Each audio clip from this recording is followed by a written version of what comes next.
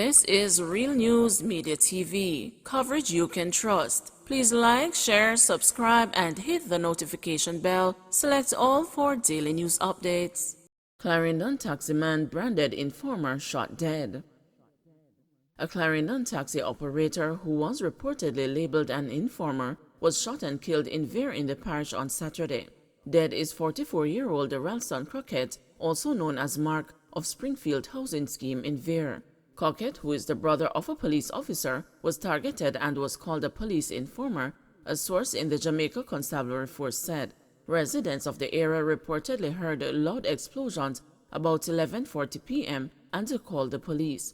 When the officers arrived, they found Crockett in a pool of blood with several gunshot wounds to his upper body. He was transported to hospital where he was pronounced dead. Up to June 20, a total of 33 people have been murdered in Clarendon. Bodies of 3 Jamaicans found in Queens' New York house. They were identified by relatives as a 55-year-old Carlene Barnett, her son Dervon Brightly, 35, and a family friend Vashana Brittany Malcolm, 22, who is believed to have been visiting. All 3 victims were found with multiple stab wounds inside a single-family house, police sources and the Daily News reported. Police reportedly found Malcolm with her hands bound and her mouth duct-taped. Police theorized that the 3 had been murdered at least 3 days before their bodies were discovered by another of Barnett's son, who also lives at the house but was away. That son was released after being taken into custody and questioned by the police, who determined that he was not involved in the killing, the newspaper quoted police sources as saying. Neighbors also expressed the shock at the death of the 3. Police have not yet determined a motive or suspect for the murders. 6 Jamaicans have now been murdered in the New York metropolitan area since the beginning of the year. Health Ministry moves to eliminate trans fat from local food supply. Work has begun towards the elimination of trans fatty acids from the local food supply.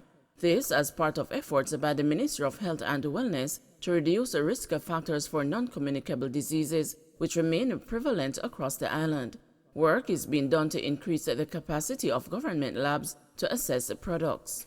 2 major labs have been provided with equipment to test for industrial-produced trans fatty acids, and the relevant staff members have been trained to analyze products in accordance with established guidelines, said Chief Medical Officer Dr. Jacqueline Bessesser Mackenzie.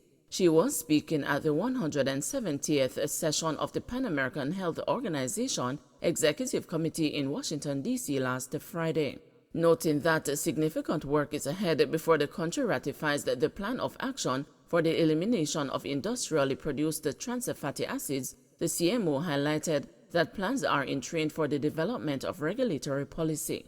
This includes a pre-regulatory assessment in the form of national study assessing foods that are sources of IPTFA findings, of which have been shared with key stakeholders, including the general public, the food industry, media entities, academia, governmental bodies, policymakers, and advocacy groups. A consultation was conducted on June 14, 2022, with key stakeholders including representatives from the food industry, Jamaica Manufacturers and Exporters Association, the Small Business Association, academia, and the Ministry of Health and Wellness to discuss the assessment of industrially produced trans fatty acids in Jamaica, share best practices, and discuss the policy options for the elimination of IPTFA for Jamaica, the CMO added. The national assessment also details the amount of industrially produced trans fats contained in foods commonly consumed by Jamaicans. Trans fats are a leading cause of high blood pressure, heart disease, cancer, and stroke. 1 dead, another in danger of losing testicle among 7 victims. 1 of 7 persons shot in a drive-by gun attack at Greenwich Park Road in Kingston on Friday evening is fearful that he may have to undergo an archectomy because he was shot in his testicles. The shooting victim had just undergone surgery on Saturday for testicular torsion. An archectomy is the removal of one of both testicles. His brother, who requested anonymity, said during a news interview on Sunday that doctors were still monitoring the medical outcome. The brother also said that the community of Greenwich Park was now tense. Residents were all locked away inside their houses and yards during the visit to the community. One of the 7 shooting victims died. He has been identified as Robert Hewart, a 37-year-old market clerk of Beeston Street in Kingston. The incident took place around 6:15 p.m. while the group was gathered on the sidewalk. It is reported that a Toyota Axio motor car drove up and the occupants opened gunfire. The shooting took place right at the shop. Him shot from behind, the brother of the man who may lose a testicle told the news. He added that the vast majority of persons shot lived near to the crime scene. 2 cars were seen on Greenwich Park Road filled with bullet holes as a result of the shootout. The place tense now. It's a risk me take a come out because a shooting take place on Lincoln Avenue as well, he said of a nearby road. According to the Jamaica Constabulary Force website, 686 persons were murdered up to June 20 this year. For the corresponding period in 2021, there were 679 murders.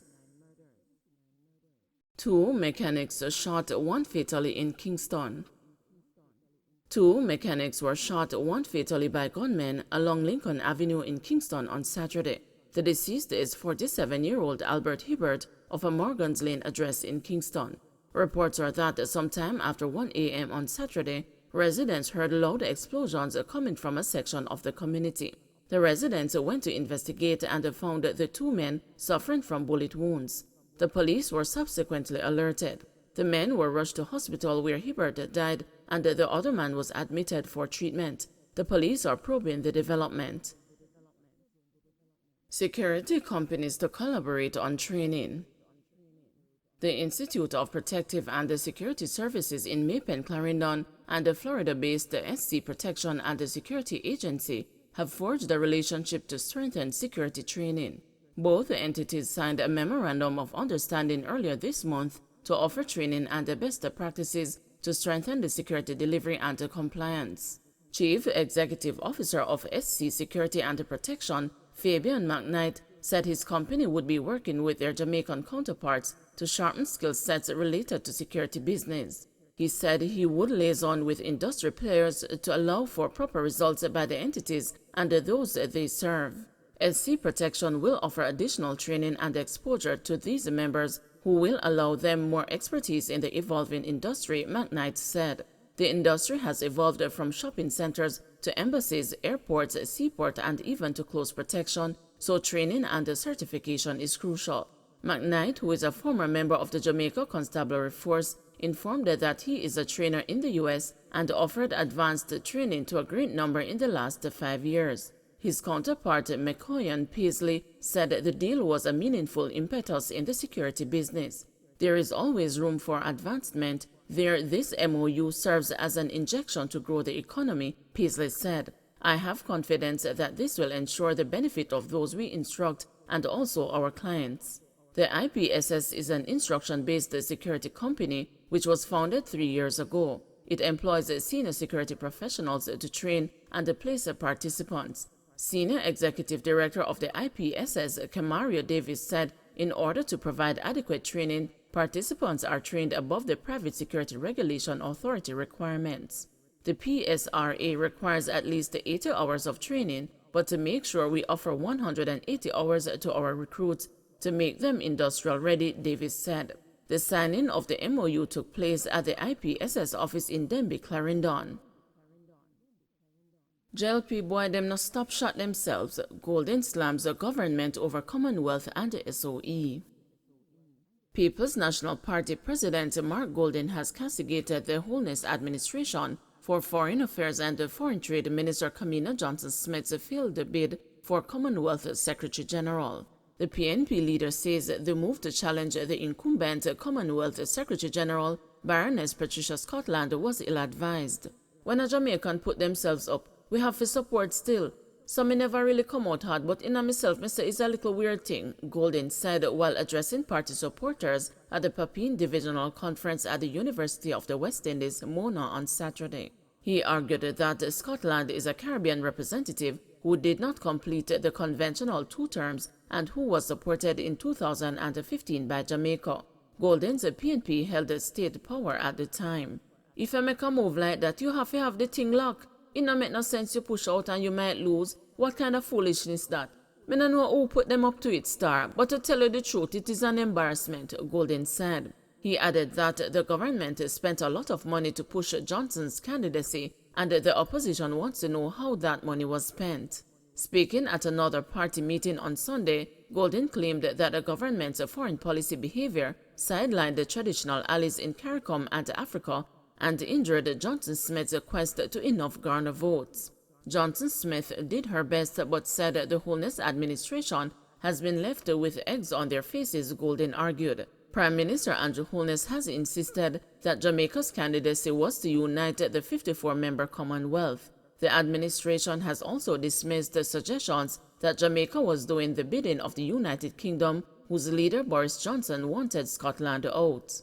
Information Minister Robert Morgan says the government will publish details on the cost of Johnson Smith's campaign. International marketing firm Finn Partners was tapped to provide public relations services under a 3-month US $99,000 contract with Johnson Smith that expires June 30. Johnson Smith narrowly lost the election 27-24 in a secret vote at a meeting of Commonwealth leaders in Rwanda on Friday. The PNP leader also attacked the government over the tabling of the wrong regulations for the St. Catherine state of emergency in the House of Representatives last week, Tuesday. It forced the government to convene a meeting of the House on Thursday so Deputy Prime Minister and the National Security Minister, Dr. Horace Chang, could introduce the correct ones. "The JLP boy them no stop shot themselves in a them own foot," he said. "First of all, them table the wrong regulations for the state of emergency. What kind of foolishness is that? It is just the heights of slackness." He continued, "And them have a ministry devoted to legislation and doing nothing else. Them take it out of justice and establish a ministry, and them can't even manage to table the right legislation." He was referring to the newly created Ministry of Legal and Constitutional Affairs headed by Marlene Malahou Fort. Golden says the opposition will not support the proposed regulations, claiming they are not constitutional. Don't forget to like, share, subscribe, and hit the notification bell. Select all for daily news updates.